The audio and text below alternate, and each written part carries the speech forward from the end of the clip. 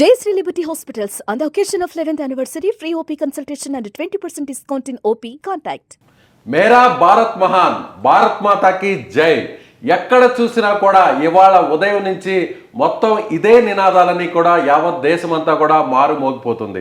So అందరూ కూడా అంటే గుండెల నిండా మన భారతీయ జెండాను, త్రివర్ణ పతాకాన్ని మొత్తం అందరూ కూడా పులుముకున్నారని చెప్పాలి. ఆపరేషన్ సింధూర్ పేరుతో భారత ఆర్మీ, ఇండియన్ ఆర్మీ పాకిస్తాన్లో ఉన్నటువంటి టెర్రరిస్ట్ క్యాంపుల మీద, అలాగే వాళ్ళ హెడ్ క్వార్టర్ ఆఫీసెస్ మీద చేసినటువంటి దాడుల్ని ప్రతి ఒక్కరు కూడా ప్రశంసలతో పొగుడుతున్నారు. మొత్తం ఆర్మీని, సైన్యాన్ని అందరూ కూడా ఒక్కసారిగా కీర్తిస్తున్నారు. సో ఎక్కడ చూసినా కూడా మేరా భారత్ మహాన్, ఇది నా భారతదేశం, భారతదేశం జోలికి ఎవరు వచ్చినా కూడా వదిలిపెట్టే ప్రసక్తే లేదు అంటూ కూడా భారత ఆర్మీ సరైనటువంటి బుద్ధి చెప్పింది పాకిస్తాన్కి.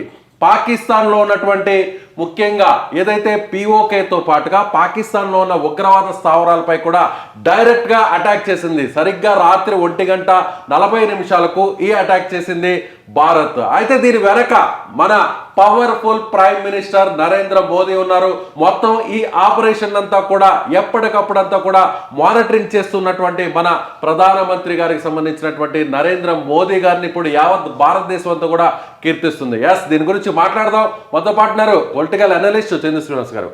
నమస్తే చంద్ర శ్రీనివాస్. నమస్కారం విజయ్ గారు. భారత్ మాతాకి జై. ముందుగా నిజంగా ఈ జెండా పట్టుకున్నందుకు, ఈ జెండా నీడలో మనం బతుకుతున్నందుకు, ఈ దేశంలో ఉన్నందుకు, ఈ గాలి పీల్చుకున్నందుకు భారత్ మాతాకి జై. చాలా గొప్ప రోజండి మీరు అన్నట్టు, సుదినం. అంటే ఆ దేశాన్ని పరిపాలించే నాయకుడు పర్ఫెక్ట్గా ఉన్నప్పుడు ఆ దేశం సుభిక్షంగా ఉంటుంది. ఇది మీరు అన్నట్టుగా మోదీ గారి గొప్పతనం ఈరోజు ప్రపంచానికి తెలిసింది. ఈ ఎర్లీ మార్నింగ్ 1:44 ప్రపంచం అంతా, మీరు నేను అందరూ నిద్రిస్తున్న సమయంలో ఒక్కసారిగా పాప నిద్రలేని రాత్రులు, మీరు అన్నట్టు మోదీ గారు పాప 14 రోజులు అయింది నిద్రపోయి ఉండదు. ఆయన ఆ రోజే చెప్పాడు, దాడి జరిగిన 2వ రోజు చెప్పాడు, ఇది ఆత్మ పైన జరిగిన జారి, ఉగ్రవాదులు టూరిస్టుల మీద జరిగిన జారి కాదు, భారత ఆత్మ పైన జరిగిన జారి, అంతకంతకు ఎవరు ఊహించిన మూల్యాన్ని చెల్లించుకుంటారన్నారు. అది ఏంటనేది ఈరోజు ఎర్లీ మార్నింగ్ 1:44 దానికి తెలియలా. మీరన్నట్టు ఏ దేశమైనా సుభిక్షంగా ఉండాలన్నా, ప్రజలు శాంతియుతంగా ఉండాలన్నా, ఆ దేశం రక్షణలో ఉండాలన్నా, ఆర్థికంగా కావచ్చు, సామాజికంగా కావచ్చు, రక్షణ పరంగా కావచ్చు, సమర్థవంతమైన నాయకత్వం కావాలి. అది మోదీ గారి సొంతంగానే మనం చూడాలి. ఇక్కడ గుజరాత్లో 3 సార్లు ముఖ్యమంత్రి చేసిన ఆయన ఆ రోజు 2014లోనే నుంచి చూసుకుంటే, ఈరోజు 2020లో చూసుకుంటే వరుసగా 3వసారి ఈ దేశాన్ని ప్రధానమంత్రి అయ్యి, మనం ఏ రోజన్నా ఏ దేశ ప్రధానమంత్రి అయినా ఇన్ని దేశాలు పోయిన ప్రధానమంత్రిని చూసామా? ట్విట్టర్లో, ఫేస్బుక్లో కానీ ప్రపంచ ప్రజాదరణ పొందిన ప్రధానమంత్రిని చూసామంటే ఒకే ఒక వ్యక్తి మోదీ గారి కనపడతారు. సో అందరిలో కూడా ధైర్యం ఉంది. మోదీ ఉన్నారు, ఆయన సరిగ్గా బుద్ధి చెప్తారు. సో మోదీ అంత ఈజీగా వదిలిపెట్టరు పాకిస్తాన్ని, సరైన విధంగా సరైన టైంలో చెప్పుదెబ్బ కొడతారని కూడా అందరూ భావించారు. సో ఆ రోజు వచ్చేసింది అనుకోవచ్చా? డెఫినెట్గా. ఇప్పుడు 32,87,723 చదరపు కిలోమీటర్ల విస్తీర్ణం భారతదేశం. మీ జెండా, దీని విలువ 32,87,263 చదరపు కిలోమీటర్ల విస్తీర్ణం భారతదేశంలో ఉంది. ఇటువంటి గొప్ప దేశంలో మనం ఉంటే, 145 కోట్ల మంది జనాభా ఉండి, ప్రపంచంలో అత్యధిక జనాభా ఉండి, ఇంత ఆర్మీ, నేవీ, ఎయిర్ ఫోర్స్ ఉన్న ఈ దేశాల్లో సమర్థవంతమైన నాయకత్వం వ్యక్తి మోదీ గారు జాతీయ భావజాలంతో ఉన్నప్పుడు హ్యాపీగా మనం నిద్రపోయాం కదా.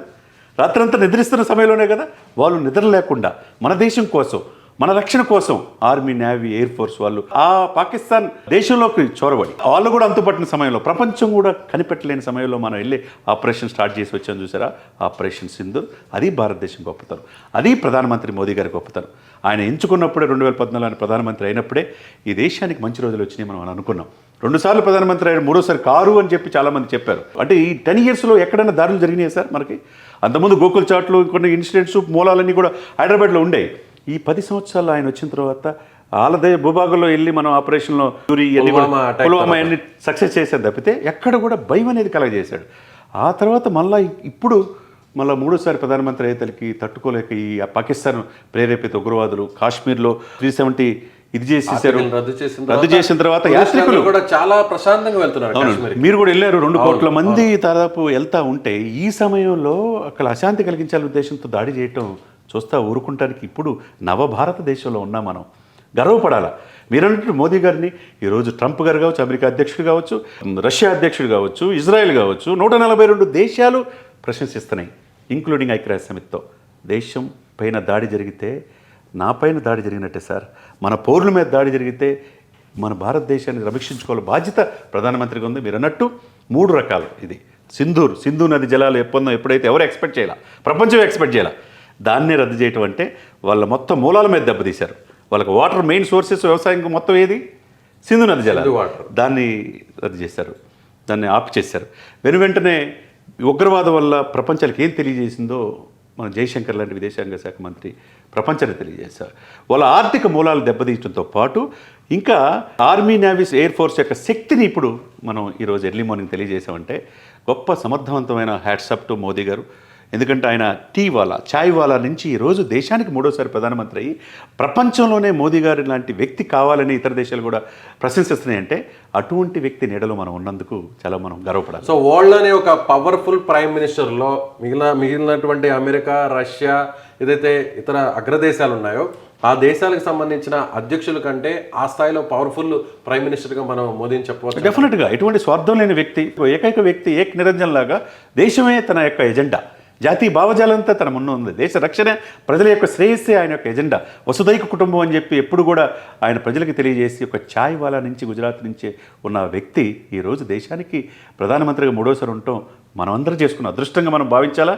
ఇంకొకసారి పాకిస్తాన్ కూడా చేసిన తప్పునికి సరిదిద్దుకొని ముందుకెళ్లే ప్రయత్నం చేయాలి. కానీ మన దేశం జోలికి మళ్ళా దాడులు చేయడానికి వస్తే పాకిస్తాన్ అనే చిత్రపటం ప్రపంచంలోనే ఉండకుండా చేయగల సామర్థ్యత మోదీ గారికి ఉందన్నమాట. సో ఇప్పటి వరకు భారతదేశానికి ప్రధానిగా వ్యవహరించినటువంటి అందరిలో కల్లా చాలా పవర్ఫుల్ ప్రైమ్ మినిస్టర్ మోదీ గారు అని చెప్పొచ్చు. సో నరేంద్ర మోదీ గారు ఈ ఆపరేషన్ ఏదైతే ఆపరేషన్ సింధూర్ని ఆయన దాదాపుగా మానిటరింగ్ చేస్తూ వచ్చారు. సరిగ్గా అంటే ఎప్పటికప్పుడు కూడా త్రివిధ దళాలకు ఎప్పటికప్పుడు కొన్ని ఆయన స్పష్టమైనటువంటి ఆదేశాలను ఇవ్వడం జరిగింది.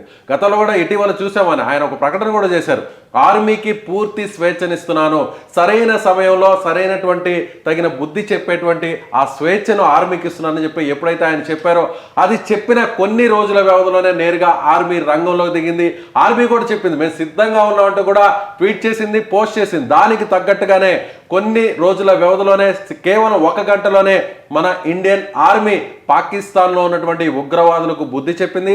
పాకిస్తాన్లో ఉన్నటువంటి సాధారణ పౌరులకు ఎలాంటి ఇబ్బంది కలిగించమని చెప్పినట్టుగానే నేరుగా ఉగ్రవాదులు మాత్రమే టార్గెట్ చేసింది. ముఖ్యంగా ఐక్యరాజ్య సమితి ఏదైతే బ్యాన్ చేసిందో ఆ ఉగ్రవాద సంస్థలకు సంబంధించినటువంటి కార్యాలయాలు, క్యాంపుల మీద ఈ అటాక్ చేసింది. సో పవర్ఫుల్ ప్రైమ్ మినిస్టర్ ఇండియాకున్నారు కాబట్టి ఎవరైనా, ఏ దేశమైనా, పాకిస్తాన్ లాంటి దేశాలు, పాకిస్తాన్లో ఉన్నటువంటి ఉగ్రవాదులు భారత్ వైపు కన్నెత్తి చూసినా, ఇండియన్స్ను టచ్ చేసినా ఏం చేస్తామనే దానికి ఇవాళ జరిగినటువంటి ఆపరేషన్ సింధూర్ అనేది చాలా ఒక చక్కని ఉదాహరణగా మనం చెప్పవచ్చు.